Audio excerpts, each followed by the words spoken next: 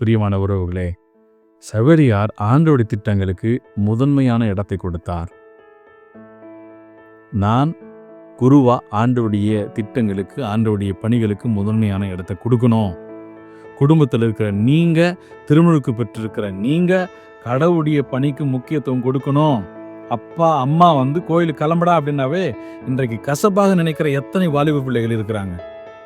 கணவனை மனைவி அழைத்தால் நீ போ நான் வரேன்னு சொல்ற எத்தனை கணவர்கள் இருக்கிறார்கள். பிறகு எப்படி அந்த ஆசீர்வாதம் தொடர்ந்து வரும்? ஆசீர்வாதம் என்பது குழுவாக சேர்ந்து பெற்றுக்கொள்ளக்கூடிய ஒன்று. நீ குடும்பத்தில் இருந்தனா அது அந்த குடும்பத்தினுடைய பொறுப்பு. நீ தனியா இருந்தனா அது உன்னுடைய தனிப்பட்ட பொறுப்பு. எல்லாரும் சேர்ந்து உழைக்கிற பொழுது ஆசீர்வாதத்தை ரொம்ப பெருசா பெற்றுக்கொள்ள முடியும். மக்களே, கணவன், தாய், தந்தை, மனைவி, பிள்ளைகள் எல்லோரும் சேர்ந்து உழைக்கிற பொழுது அங்கே பாருங்கள் எவ்வளவு ஆசீர்வாதம். அவருடைய உழைப்பிற்கு அவரவர் உழைக்க வேண்டும். ஆனால் நாம் குழுவாக வாழ்கிறோம்.